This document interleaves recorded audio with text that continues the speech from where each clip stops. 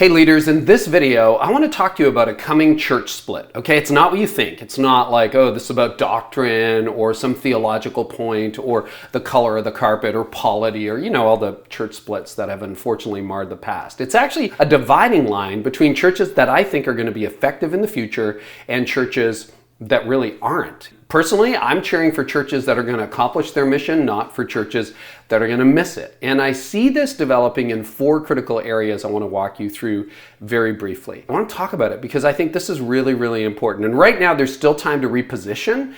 In the future, you let this go a couple years, it's going to be a lot harder. And already we saw evidence of kind of a split. Churches that were effective in accomplishing their mission of reaching people and churches that weren't prior to the pandemic. Prior to the pandemic, about 85% of churches were plateaued or declining. In other words, their methods were not serving the mission, and about 15% of churches were growing. I think we see those dividing lines even clearer now, and that's why I want to talk to you about this church split that I see in 4 distinct areas. So area number 1 is churches that are deciding that online is optional versus churches who are saying, no, we're all in on hybrid, fully hybrid, online optional. For a lot of pastors, we all got moved into online church in the online world thanks to the pandemic.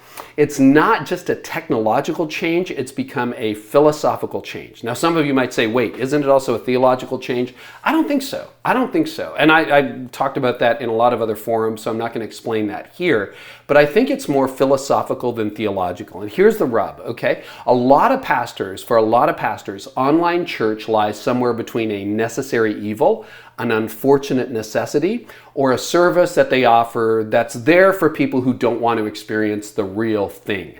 That's a mistake. Now, there's a smaller group of people who are saying, hey, we're in a brand new world, and we're going to go 100% in on physical church, in-person church, and 100% in on digital. That is what I mean by fully hybrid. They don't see digital as an accommodation, but rather both as a reality and an abundant opportunity. So for forward-thinking pastors, the best answer to the question, should ministry be physical or digital, is yes. It's both. It's both. Because your life is hybrid, right? Like you're watching this right now online and then you're going to talk to a real human being. That's just the way life is today. Why can't church be that way? Okay, second divide that I see emerging is bringing people back versus moving people forward. A lot of leaders are focused on, we got to get everybody back. And I get it, right? Like people aren't back. Very few churches who are open are at 100% of their former attendance. But if your focus becomes bringing people back, it's really hard to move people forward. And what I would suggest in leadership, it's way better to think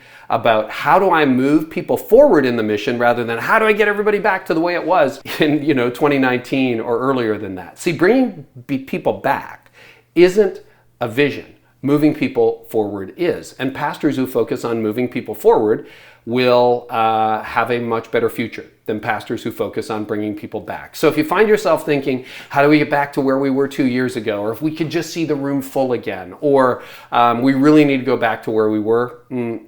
Shift your thinking and say, okay, no. Let's focus on how do we bring people forward? Okay, divide number 3 happening.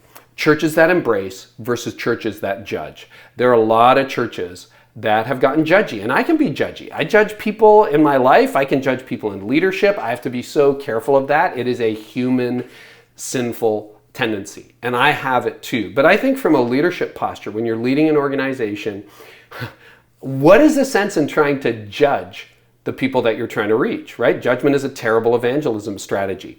And churches that embrace the people they're trying to reach will have a much better future than churches that judge them. Barna did a poll a couple of years ago with lapsed Christians.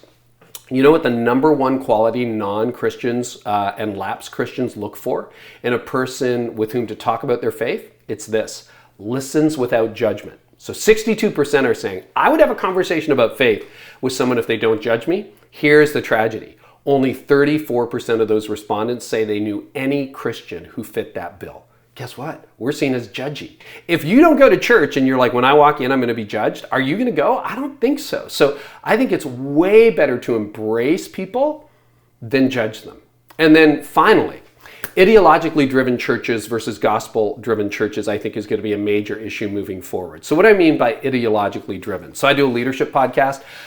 Both Tim Keller and Rick Warren raised this in the last few months. They are shocked and you can listen to the interviews themselves. Just Google my name and Rick Warren, Tim Keller, you'll find them. But I'll tell you, it's crazy because they're like, I just can't believe how partisan the church has gotten in the last 3 years, 2 years, even during the pandemic. So partisan. And I agree with that. And I think that's going to be an issue. Now, the gospel is something that unites. It's not something that divides. Partisanship divides. And I think the culture is looking for an alternative to itself, not an echo of itself. So when we echo culture, that's a problem. So I got a lot more over on my website. You can go to careynieuwhof.com, or if you can't spell that, because nobody can, click the link in the bio, or go to leadlikeneverbefore.com. That'll get you there. Also, if you want to see how well your church is positioned for outreach, I've got a free assessment. You can get that on my website, or you can get it direct by going to churchoutreachassessment.com. Just churchoutreachassessment.com. Take you about 10 minutes to fill it out. You will get a detailed report showing how well your church is positioned in 5 areas of critical evangelism for the future, because I want to see your church thrive. In the meantime, I'd love to see what you see as the defining issues moving forward. Again, I've got a written version of this over at my blog. You can just search my name and the coming church split, but I'd love to hear from you in the comments, and maybe tag a friend who you think could benefit from joining the conversation.